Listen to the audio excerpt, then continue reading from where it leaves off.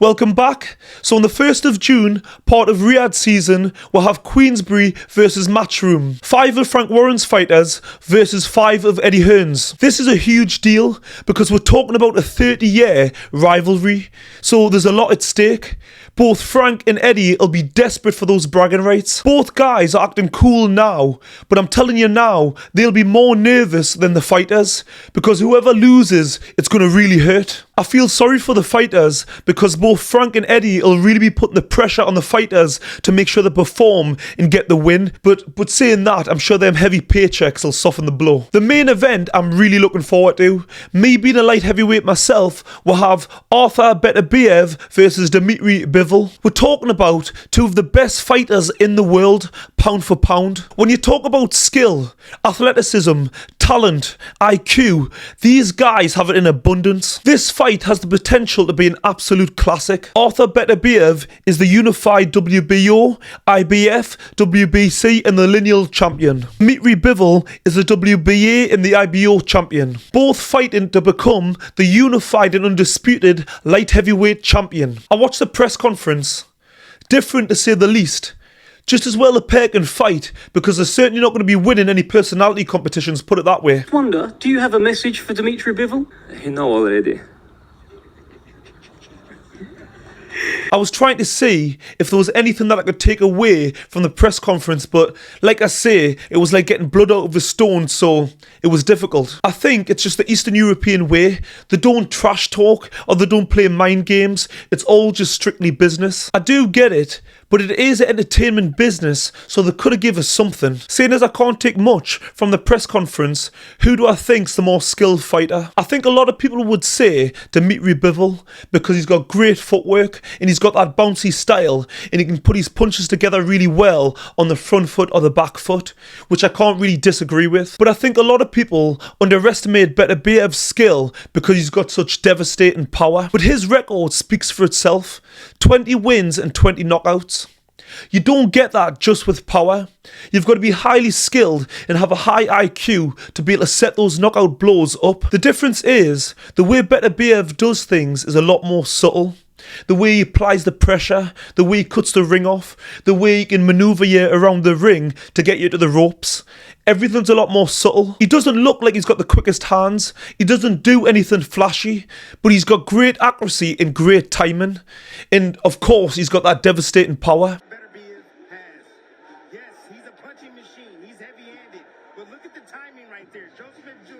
And on the opposite side, a lot of people underestimate Dimitry Bivol's power. But you don't become world champion without having some level of power. It's just Bivol's got a more classic boxing style where he hits and moves, hit and don't be hit. He doesn't set his feet for too long, he's always on the move. Yes, he hasn't got as many knockouts as Beterbiev, but his style clearly works. He's a world champion, so, you know, how can you argue with that? You can't exactly call him pillow fists. One thing that you could take away from the press conference is that there's a clear rivalry. Because it was Bivol that was doing all the talking, it seemed like Bivol was the one who felt that he had a point to prove. Because it was well known in the amateurs on the Russian team that Beterbiev was the number one. But naturally, because he's the older fighter, he was always going to be ahead of Bivol. So you can understand why Bivol feels he's got a point to prove. Because he's always been chasing Beterbiev. Always probably felt like he's in his shadows. People also talk about Beterbiev's age because he's 39. And as you get older, your reflexes slow down. But he's not really a reflex-based fighter.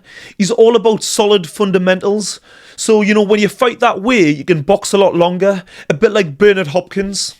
And he's also got that devastating power, and your power is always the last thing to go in a fighter. One thing's for sure, it's a fight you don't want to miss. And closer to the time, I'll be doing a fight breakdown and give you my predictions. So on the undercard, we'll have the 5 versus 5, Queensbury versus Matchroom. And we'll have 5 great fights. We'll have Daniel Dubois versus Filip Hrgovic. We'll have Deontay Wilder versus Zhilei Zhang. We'll have Nick Ball versus Ray Ford, Hamza Shiraz versus Austin Williams, and we'll have Willie Hutchinson versus Craig Richards.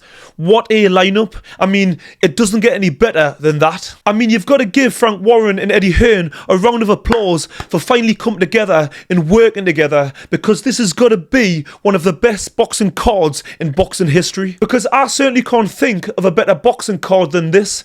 I mean, every fight could be a headline fight. You have got to give credit to His Excellency, because this show is a clear example of what he's done for boxing, because the boxing fans are being spoilt.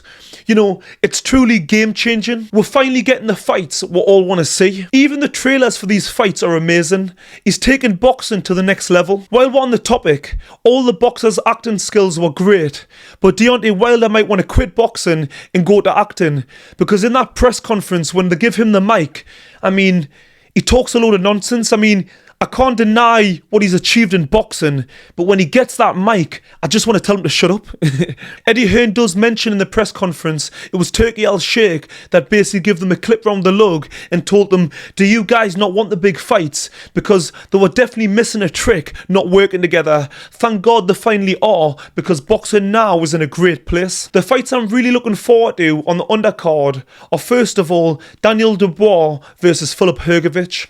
I think that's a great fight.